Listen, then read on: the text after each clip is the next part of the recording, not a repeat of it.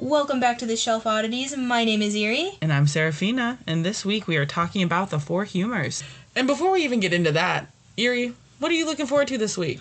I am looking forward to doing some more Halloween decor hunting. Me because too. we are right smack dab in the middle of it.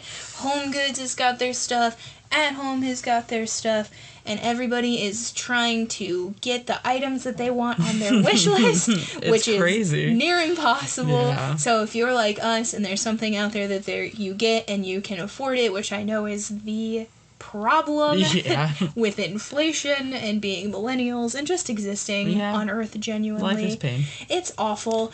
Get out there, grab your stuff. If you see it, grab it, because in my experience, it is flying. Yeah. If there's anything that you want and you can afford to get it, don't be that person that's like, I'm just going to grab it tomorrow. It won't be there. Yeah. If you see it and you have the means, grab what you want. And if you see it and you don't have the means, our heart is with you, because we both have a strict budget this year because we've gotten crazy in the past. Absolutely. Halloween is the best season. It's the best season. And when I walked into At Home for the first time and I saw that they had a code orange with things on the shelves, I came alive for the first time this summer, and it was great. I'm also looking forward to streaming on Twitch. I've done a nice rebrand of my channel, and I'm starting to actually have a schedule, which is something that's important when you're trying to do things. Yeah. Wednesdays, 8 p.m. Eastern Time. It is twitch.tv/ectoplasmicemily is my new handle, which is pretty rad. So feel free to check in. Right now I'm playing through Stray, which I thought was just going to be a fun cat game where you do cat things. Fun fact, it's not. It's just a fun cat game. No. It's freaky. It is very creepy. We got somewhere last time I streamed where there was a bunch of crazy, creepy things happening, and there's definitely a clip out there somewhere of me on the internet gasping loudly at what is happening in this cat game. So if you have any interest in watching that, feel free to hit me up. Yeah, and I'm a mod, so I'll be in there banning you if you're acting crazy. 100%. I'm so proud of you, though. And the ectoplasmic Emily, I really love that. It should be ectoplasmic Erie, but, do what you gotta do. Yeah, with your life. I'm very proud of you. I'm so excited. And it's so much fun to watch you stream. We have such a fun time. So, come join that community if you're someone who likes gaming. So, this week, I'm also looking forward to Halloween hunting. That ghost rug will be mine, and I will rain hellfire if I don't have it. So we'll find out. It's only August. We'll get there. We'll make it happen. We'll make it work. But let me tell you, as an oddity this week, I'm definitely feeling like my place on the shelf is like an old-timey grimoire from a witch in the 1600s. That's how I'm feeling. How about you? I feel that. I am feeling like a first-time taxidermied mouse where it's not quite right when you look at it from one angle, but it looks really great from the next.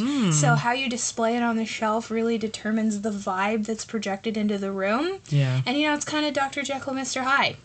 That, I do see that for you, and I love that for you. It's like they always say, location, location, location. So this topic for me this week, it's not really a hyperfixation.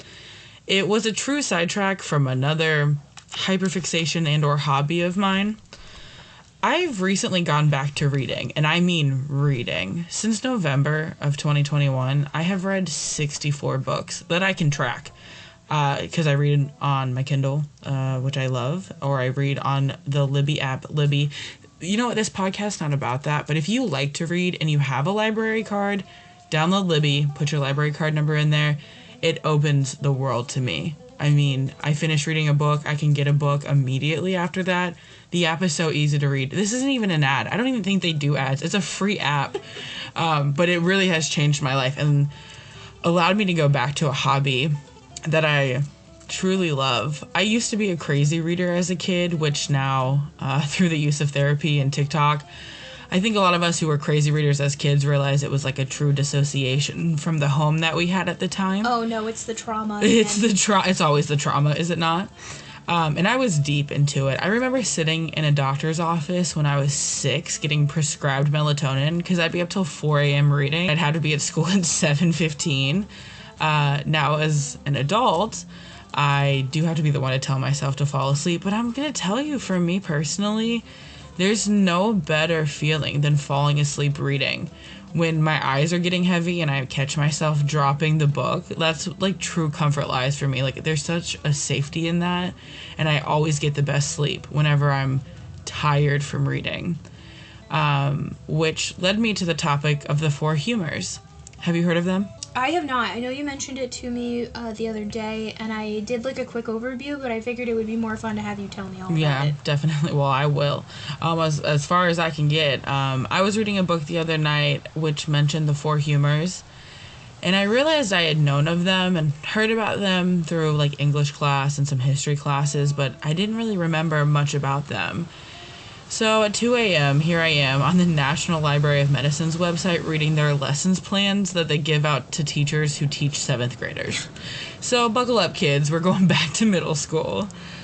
So the Four Humours started with 2 men, Hippocrates and Galen, or Galen, depending on the British or the English pronunciation. I'm going to go with Galen, and if it's Galen, I'm really sorry. There are only guesses about Hippocrates and his work, as he was part of a group of teachers and physicians on the Mediterranean island of Kos.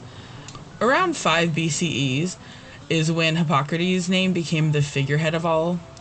Hippocrates is typically credited with turning away from divine notions when it came to medical knowledge. He trusted his observations on what the body in front of him was doing and not the gods. Prayers and sacrifices didn't hold a central place in his theories, but changes in what you ate and what kind of drugs you took did. Keeping the body in balance were the key to a good life, which I think most of us can agree on and see why he became the figurehead to most Western medicine. And as always, when you look hard enough at history, you can find some bad stuff too. About anyone, it feels like these days. So I'm not saying he was a character that's amicable, but he did have a good basis, in my opinion, for starting out with his Four Humours theory. And earlier I pronounced it Galen because I'm in the Midwest, but it's Galen. Galen was born in Paramum in the then times Asia Minor. We now know it as modern-day Turkey, right off the Mediterranean Sea. This was in the year 131 CE. If you fast forward in his life, he was trained medically in Smyrna and Alexandria. He gained fame as a surgeon to the gladiators of Pergamum. He was even brought to Rome to be the physician of the emperor Marcus Aurelius, who now has the title of the father of Stoicism and is having quite the renaissance in self-help culture today. Have you heard about Marcus Aurelius? Because no, not at all. Self-help TikTok really does love him. I'm not on self-help TikTok, well, I guess. There you go. Galen spent his life at court writing a huge library of medical works. We're talking Alexander Hamilton, Why Do You Write Like You Need to Survive levels of medical works. Bookshelves on bookshelves. He was also a supporter of observation and reasoning. He was one of the first to experiment with physiology, researching the function of the kidneys and the spinal cords. I'm sure that all of those tests weren't ethical, but I guess someone had to do them, and he was that person, and he was held in high regard, building off of Hippocrates and the medical knowledge that they had beforehand. So subsequently, Greek culture at that time believed the body was made up of 4 components, which they called the Four Humours. These tended to be kind of like liquids within the body. They were 4 components: blood, phlegm, yellow bile, and black bile. In a healthy person, these were always balanced. The theory works that if you have a mild excess of one of these, then your temperament and your propensity to sickness were in jeopardy. Of course, a lot of things come into play with this. The seasons, the elements, which do make sense. In the winter, you have a runny nose because the weather changes a bunch and it's cold out.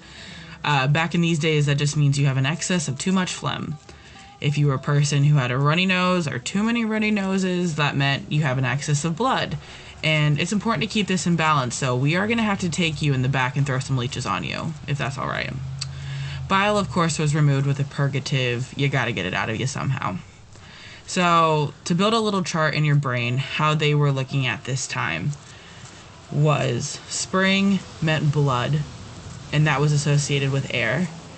Summer was yellow bile, that was associated with fire. Autumn was black bile, that was associated with earth, and winter was phlegm, and that was associated with water. Patients were told to do everything in moderation. Don't drink or eat or exercise too much, which probably did give them a good basis to set their health on. There was also the 4 temperaments to go in as well. That was sanguine, choleric, melancholic, and phlegmatic. Galen named these later on, each a result of the excess of one of the 4 humours. So to build on that chart that we had before, spring was blood and sanguine and air, and summer was yellow bile and choleric and fire. Autumn was black bile, melancholic, and earth, and winter was phlegm, phlegmatic, and water. We'll add more to that later on, but I think it's important to have those kind of charted out for you, because they're kind of hard to find, not in a chart that you can look at, but podcast-wise, I can't show you that. If you want to see it on our Instagram, it will be there. So basically, in their theory, if one of your humors was off balance for a long time with no intervention, that's why you were depressed or angry or too happy. For a couple of guys on an island, they were really building the basis of Western medicine. I mean, chronic depression is a chemical imbalance. They were so close to the point. It is funny to say you have too much blood, so we got to cut you open because that's why you're sad. It's a little ridiculous, but they were almost not wrong. They just kind of went about it the wrong way. And for people who didn't even have AC, I'll give them credit. Also worked with astrology. Medieval doctors also used astrology because they believed that the movement of the stars affected people's health. Here's a fun fact for all you creatures out there. The modern word affluenza comes from a medieval Italian word meaning the influence of the planets, which I had no idea. Isn't that wild to think that something that we deal with often, the flu, has to deal with astrology? Each part of the body was associated with an astrological sign, and different procedures such as like bleeding or leeches or purgatives would only be carried out when the moon was in the correct position. Physicians therefore needed to know the knowledge of astrology as well as medicine to treat patients. According to medieval charts like the zodiac man, each part of the body associated with a star sign. Physicians consulted a book called there's 2 pronunciations. There's the Valmicum and the Valnicum. 2 different places, one within the BBC and also within Greek culture, have resources online which they both say something different. So I don't know if that's a translation error, but I did think it was interesting to put in. So whichever you would like to go with is fine with us, but I just think that's so interesting that they had to carry around a book that contained charts to decide when to bleed patients or to carry out other procedures. For the next 15 centuries, these works were the figurehead of Greek and Middle Eastern medicines in Europe's eyes. But then they were lost when Europe started going through some things, as Europe tends to do. They basically became a dogma and were thrown out completely. The church forbade dissection of corpses and discouraged experiments. However, stupidly, it did encourage people to go on crusades to the Holy Land, where they came into contact with the Muslim world, and Muslim doctors were way more knowledgeable than their European counterparts. And this brought some improvements in medical knowledge, which is wonderful, but it sucks the way that it. So we really didn't see the message that observation and investigation were required for medical diagnosis until about the 16th century, when the Renaissance really led a renewed interest in Greeks and Romans. Basically their Percy Jackson era, if you will. And they had a new device called a printing press in 1440 that really got some ideas flowing. The new voyages to the New World, if you will, brought home some new herbs, and paintings were done by Michelangelo and other famous painters at that time. They studied the human body so closely that people were starting to challenge these old ideas and started moving forward with more modernized healthcare. And that's when that started to arise around the 16th century, when Andreas Vesalius and William Harvey started refuting the humoral theory about it was the end of the 16th century going into the 17th century. At that point, things were so focused on the church that they even thought that medicinal plants were to be thought under the influence of heaven, which is so interesting because that's still astrology. I mean, realistically, when you look at it, I mean, to be this plant is under the influence of the skies. In the 17th century, Nicholas Culpeper, a famous London herbalist, wrote this about dandelions. Dandelions, which are vulgarly called pissabeds, which I've never heard that before. Pissabeds? Because they're yellow, I guess? Yeah, pissabeds. Okay. It's under the dominion of Jupiter. So astrology is all throughout this as well, which I think is really cool. And then came Francis Bacon. Oh, I'm sorry. I mean Shakespeare. Which is who I think is Shakespeare's Francis Bacon. Have you ever heard this conspiracy theory? I have not heard that conspiracy theory. Oh, we'll theory. have to do an episode about it. I assume you'll cover some Shakespeare stuff. Oh, yeah. Eventually, because that's so interesting. That has so many layers. Well, it does have so many layers, and what's so weird to me is that Shakespeare has a huge part of the Four Humours. So I'm going to quote some stuff later that you're going to be like, I know this, and that's so wild to think that that's what this was this whole time. With Shakespeare, his Four Humours are very similar, but it's almost somewhat what we would call psychology. I'll touch more on that later. So with Shakespeare, the Four Humours are very similar. I mean, he pretty much took them directly from Galen, because it's almost including what we would call psychology. It's based on the whole body.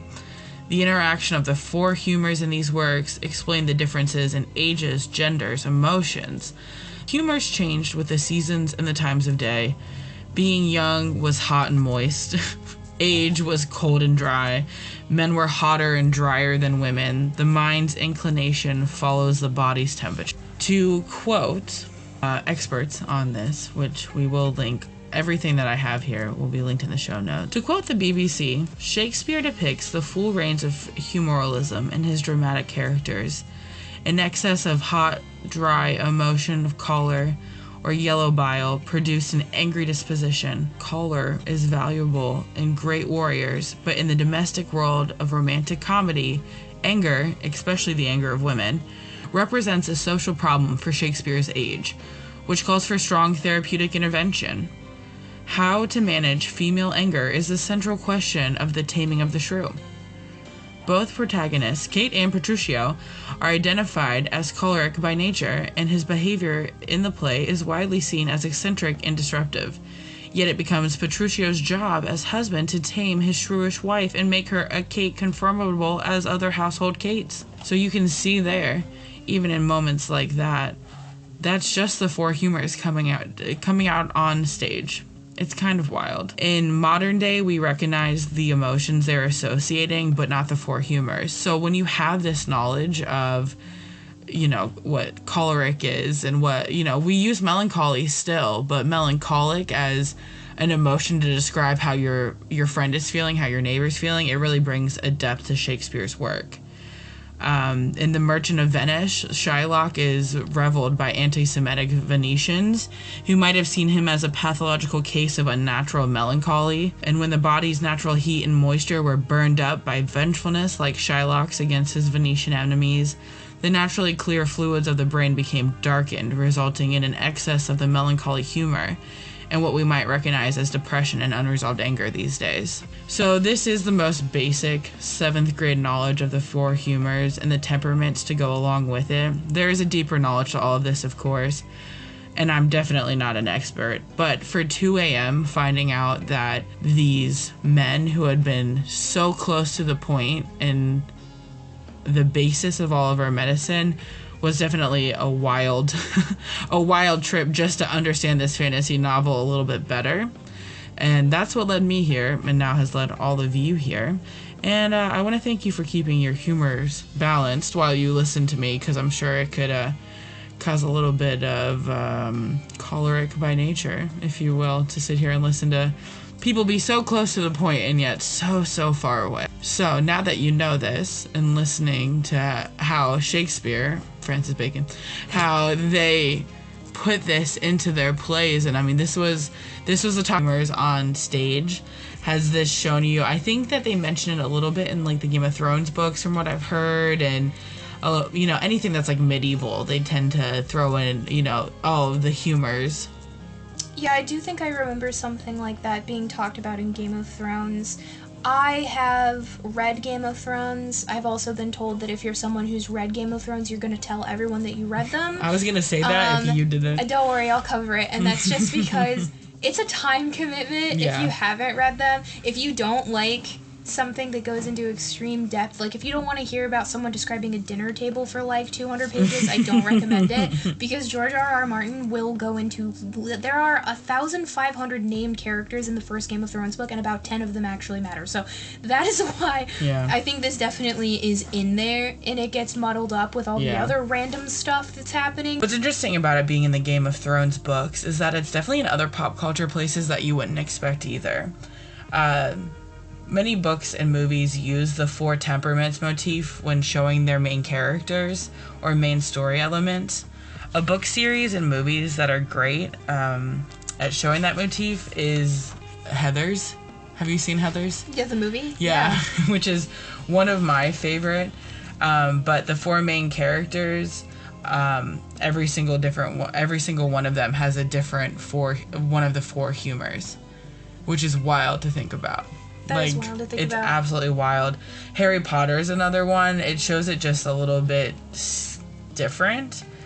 And instead of it being with the characters, it's the houses. Every house is a different humor. Isn't that wild?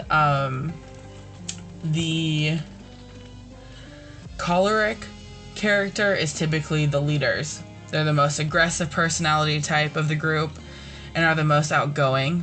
Also seeing as the most bossy, so Heather Chandler, if you will. She's the one that tells everyone what to do, where to go. She's bossy.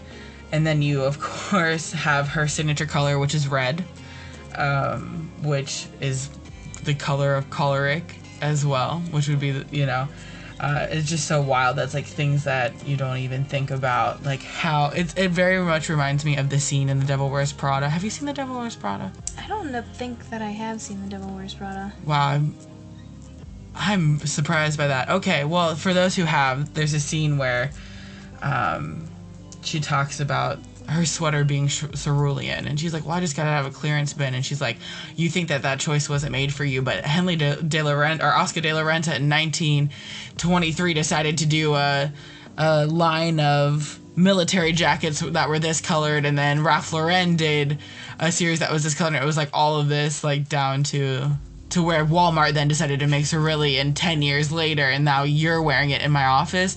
That's how all of this felt when I started researching it. I was like, the Heathers down to her headband color had to deal with the four humors. Like, how insane is that? Once again, you're talking about the colors, that reminds me of Game of Thrones again, because of the different like the Lannisters and the Starks, like all of the different, because the Lannisters were red and gold. Yeah. Isn't that wild? That's crazy. It's so wild. I mean, think about Gryffindor. Yeah. What's Gryffindor? Red and gold. Hello.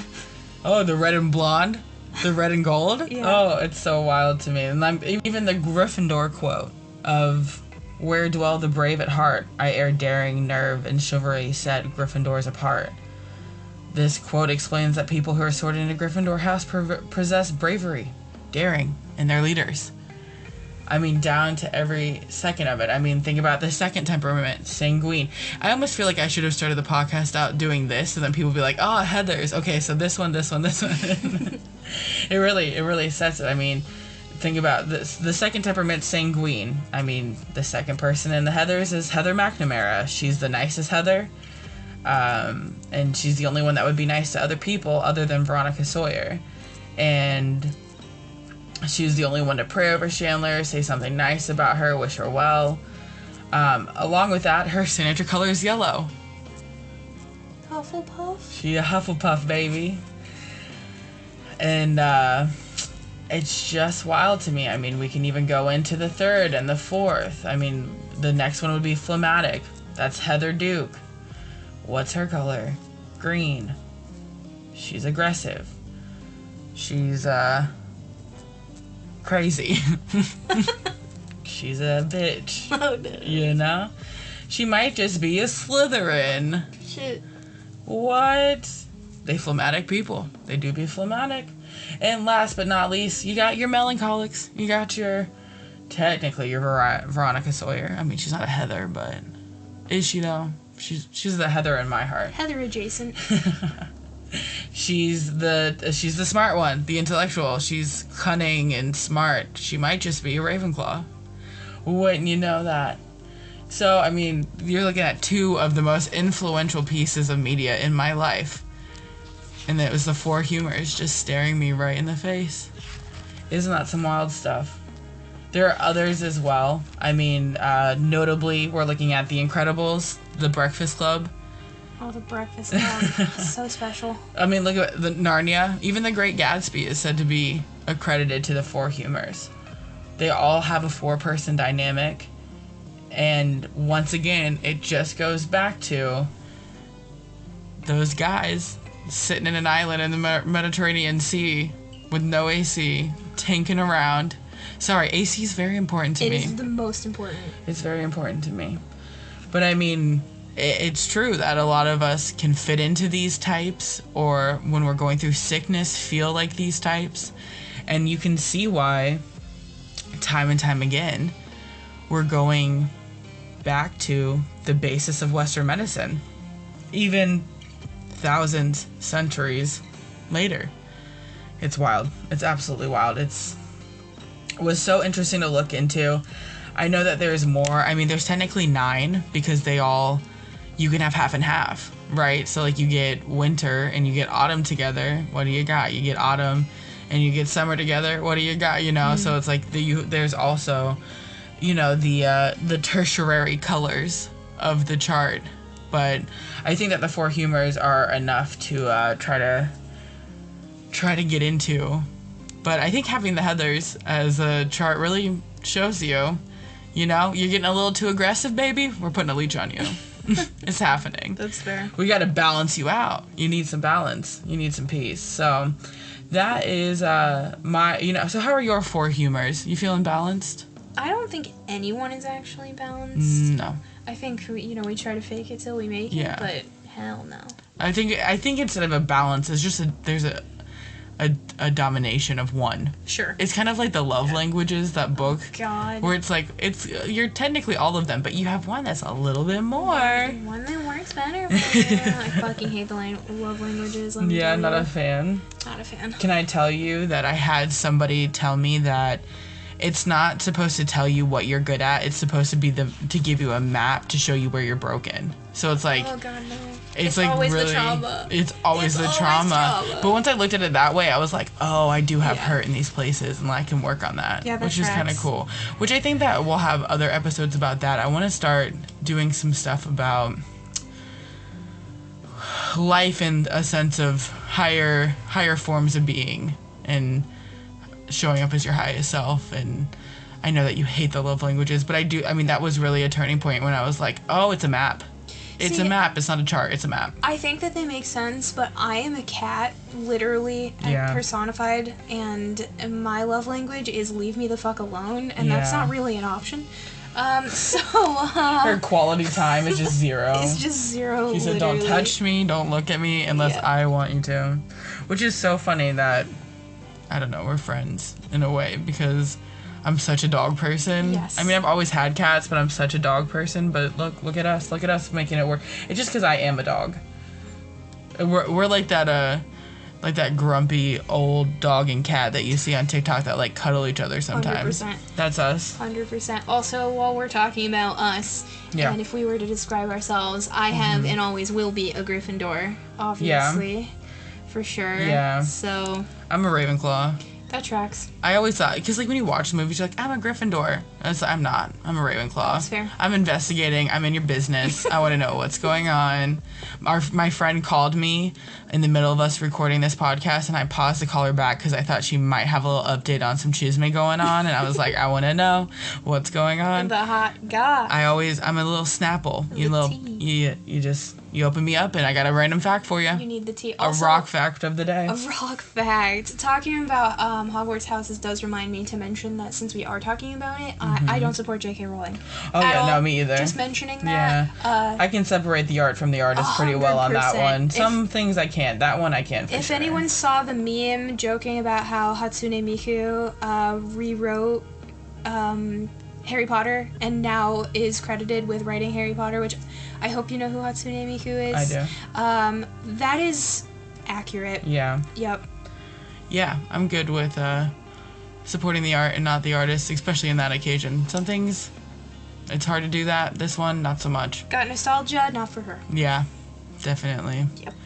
Goodness. Well, you know, I didn't expect to start this podcast ending it with Harry Potter, but we do be millennials sometimes, and that's how it works. But, you know, while you're out there hanging out listening to this podcast, I hope you're keeping your humor balances, and I hope you're staying out, Arcadia.